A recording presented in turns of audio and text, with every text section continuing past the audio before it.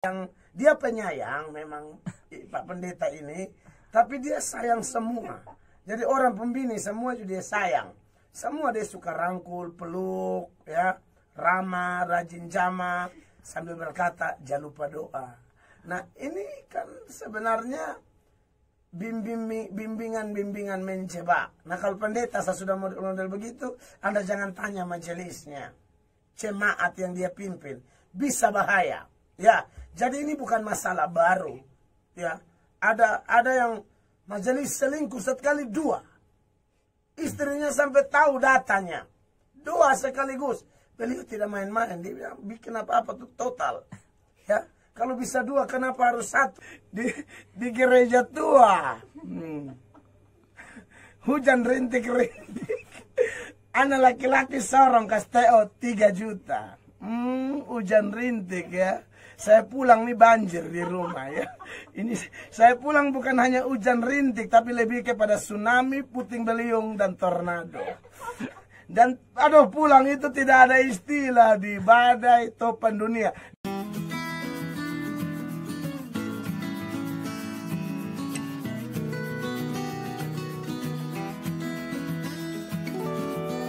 Pertanyaan yang kedua.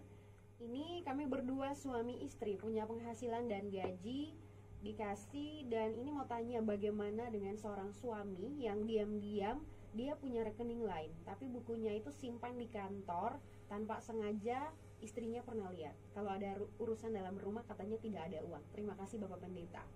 Ya, itu memang persoalan rumah tangga yang banyak terjadi ya. Ada uang disimpan diam-diam ya. Sampai ada istri yang ketika menemukan uang di tempat yang tersembunyi, dan istri tahu ini kepunyaan suaminya, lalu istrinya bertanya kepada papanya, "Papa, ini uang apa?" Bapaknya mengatakan, "Uang sial." Loh, kok uang sial? Kenapa sial? Karena kamu menemukannya. Memang sial, kenapa bisa ketemu gitu loh. Jadi bukan uang haram, bukan uang hasil kerja haram. Biasa kan orang menganggap uang haram uang sial, tapi bagi bapak ini sial karena sudah sembunyi pun kau ketemu. Kamu tidak cocok jadi istriku, kau daftar jadi Intel Kodim. Contohnya begitu ya. Jadi ada ibu-ibu tuh yang memang dia mata pencaharian. Mata pencahariannya ialah uang-uang tersembunyi itu. Jadi dia memang sudah mata pencaharian. Jadi dia memang lebih kepada talenta mencari-cari yang tersembunyi, dan selalu ada hasil. Dan bagi suaminya itu adalah satu kesialan yang ada dalam rumah tangga mereka. Nah, terlepas dari itu semua, yang saya mau katakan kepada bapak-bapak atau ibu-ibu yang suka sembunyi-sembunyi uang, janganlah. Prinsip berkeluarga itu transparansi, ya kan? Transparan. Suami gajinya berapa, transparan. Istri kalaupun kerja dan ada gaji, transparan. Suami kasih uang pengeluaran, istri transparan. Jangan sorong, jangan kasih kepada keluarga atau siapapun tanpa sepengetahuan pasangan, karena nanti jadi masalah suatu saat. Contoh kayak di Kupang pernah kejadian ya, seorang ibu ketemu tantenya, TO-nya di pasar. Lalu tantenya atau TO-nya bilang begini, "Aduh, kasih tahu dengan ini anak laki-laki di rumah ya," maksudnya suaminya, "itu uang 3 juta. Uang 3 juta kami sudah terima. Ini kan celaka." Oh, langsung itu bilang, sudah terima. Berapa 3 juta? Tanggal berapa? TO pun tidak ada hikmat ya. TO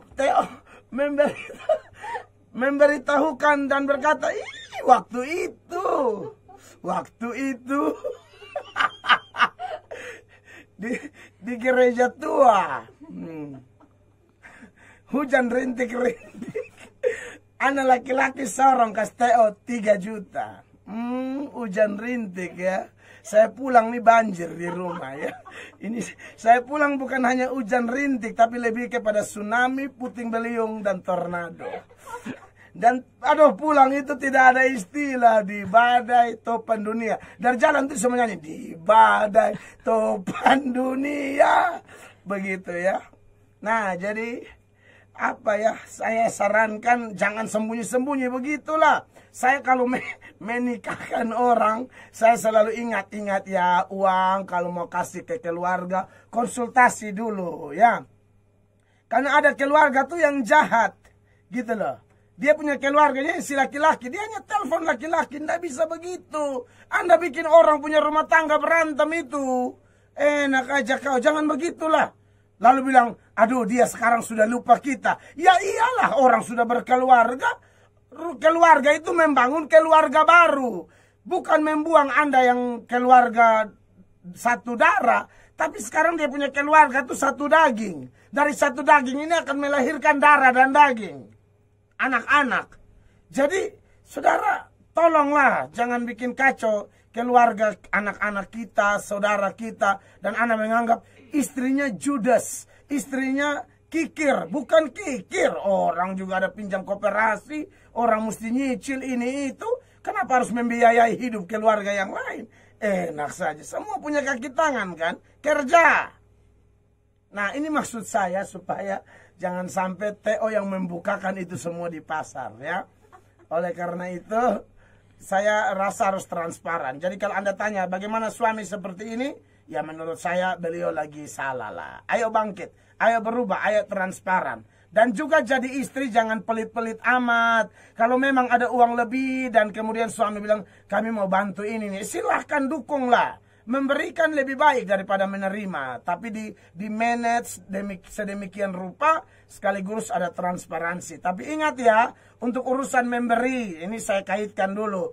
Saudara ingat firman Allah dalam 1 Yohanes 3 ayatnya yang ke-18. Anak-anakku, marilah kita mengasihi bukan dengan perkataan atau dengan lidah. Ini kan mantap nih. Tapi tidak sampai di situ. Tetapi dengan perbuatan dan dalam kebenaran. Jadi harus buat dalam kebenaran. Maksudnya memberi tepat sasaran kepada orang yang membutuhkan. Bukan kepada yang jahat-jahat Anda beri, bahaya di situ ya. Kiranya informasi ini memberkati Anda. God bless. Saya mau bertanya tentang sikap om saya. Dia orang Kristen yang setia baca Alkitab dan bersekutu, tapi masih tipu-tipu. Mau ke persekutuan, tipu. Katanya pergi sama teman laki-laki, tapi teleponan sama ibu-ibu. Dan tipu keluarga, alasan beliau nanti keluarga suka berpikiran yang tidak-tidak. Makanya dia tipu dan juga sudah tahu ajaran firman Tuhan tidak sesuai, tapi beliau selalu saja pergi ke persekutuan tempat si ibu. Padahal om saya orang yang sangat kritis, suka tegur-tegur orang lewat khotbah. Dan ini kelihatan sangat radikal. Bagaimana saya harus menghadapi om saya, dan saya sangat kasihan tante saya yang selalu jadi korban marah tanpa jelas. Mohon solusi dari Bapak Pendeta. Ya, om seperti yang om Anda ini bukan kasus baru buat saya ya. Bahwa memang ada bapak-bapak yang entah apa ya. Saya lihat start awal kurang bagus kah, atau mungkin start awal yang saya maksud ini janji nikah ya dong. Karena saya lihat dari isi pertanyaan Anda ini ujung-ujungnya masalahnya adalah ibu tersebut ya. Saya tidak tahu itu ibu siapa, tapi kayaknya ibu ini cukup berpengaruh kepada kehidupan om sehingga tante jadi sasaran ya. Nah saya tahu ini memang tidak mudah. Saya hadapi banyak sekali kasus seperti ini. Ada pendeta model begitu ya, pendeta saja ada ya, tidak sayang istri tapi lebih sayang. Dia penyayang memang Pak Pendeta ini, tapi dia sayang semua. Jadi orang pembini semua juga dia sayang. Semua dia suka rangkul, peluk ya, ramah, rajin jamaah sambil berkata jangan lupa doa. Nah ini kan sebenarnya bimbingan menjebak. Nah kalau pendeta saya sudah model begitu, Anda jangan tanya majelisnya, jemaat yang dia pimpin, bisa bahaya ya. Jadi ini bukan masalah baru ya. Ada yang majelis selingkuh sekali 2, istrinya sampai tahu datanya 2 sekaligus. Beliau tidak main-main, dia bikin apa-apa tuh total ya. Kalau bisa 2 kenapa harus 1, begitu loh. Jadi akhirnya seperti itu. Dan kalau yang di persekutuan doa selingkuh terlalu banyak. Nah ini cocok dengan khotbah pagi ini. ini kemungkinan masuk tidak lewat pintu ini. Saya lihat ini masuk tidak lewat pintu, ya. Dia tidak melalui pintu yang Yesus Kristus, tapi pintu dari ibu itu sendiri, ya. Jadi ibu itu buka pintu hati, Bapak masuk ke sana, akhirnya jadi hal. Nah, menangani orang seperti ini bagaimana? Sulit juga ya, kita hanya berharap Tuhan jamah dia atau Tuhan hukum dia. Itu saja. Ya, kita tidak minta, tapi kita berharap kan Tuhan bisa bertindak, toh? Jamah atau hukum. Kenapa saya bilang? Kok ini cuma ngerti ayat, Anda bilang. Tukang kritik orang. Berarti punya pengetahuan yang memadai seputaran Alkitab. Makanya ketika ada pendeta selingkuh, orang bilang, Pak bisa omong dengan itu pendeta. Loh, saya yakin dia tidak dengar saya. Kok jelas-jelas sudah selingkuh saja dia masih bohong kok. Dan seperti yang kasus Anda ini. Anda tahu, cara menyelesaikan dosa terbaik itu mengaku sampai akar-akar. Itu terlepas. Tapi kalau berusaha tutup dosa selingkuh, tutup pakai apa? Pakai tipu. Nah, seperti yang Anda bilang. Bilang mau pilain. Tahu-tahu pi persekutuan karena ada ibu itu. Dosa tidak akan beres kalau kita tutup satu dosa pakai dosa baru. Seperti kasus Kain. Ya. Dosa pertama apa? Hati panas, iri hati terhadap Habel.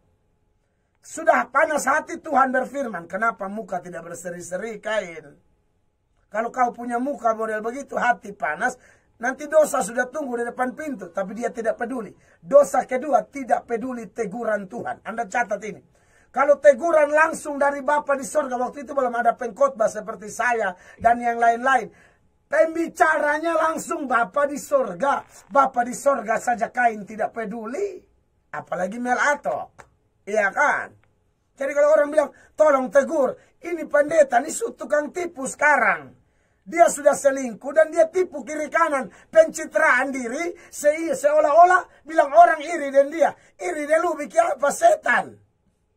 Kau dasar memang penjahat kok iri. Sembarang. Tidak ada sejarah iri-iri. Saya tukang puji pendeta lain di gereja. Tapi kalau lu penjahat tidak bertobat harus tegur keras. Tukang selingkuh baru orang ngomong bilang, dong iri dan saya. Cah. Kalau ada hebat apa kamu iri selalu? Lu ada doa orang mati bangkit. Hanya khotbah copy paste. Semua juga copy paste. Ya? Kecuali bila lu ada khotbah satu kali. Ampa orang bangkit lumpuh berjahat. Itu dianggap hebat. Kalau hanya ajar-ajar semua juga bisa ajar. Copy paste sekarang susah. Seperti begitu. Iya kan? Nah jadi saya melihat bahwa Kain saja sudah panas hati. Lalu apa lagi? Sudah tidak peduli firman.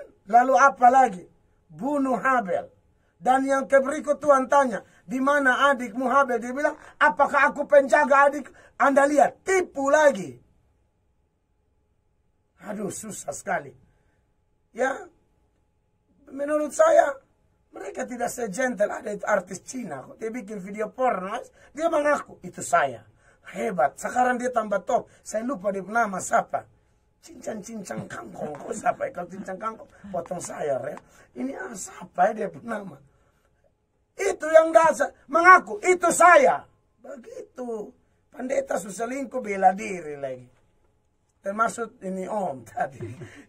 Ya, jadi menurut saya lebih baik bertobat sudah. Makanya saya bilang, pendeta-pendeta kalau konseling orang pembini jangan sendiri-sendiri. Ya, jangan sambil menyelam minum air. Apalagi kalau ibu yang datang wangi, gagah, mengkilat. Pak pendeta bu otak langsung mesum. Nah, begitu itu bahaya ya. Oke, Tuhan berkati.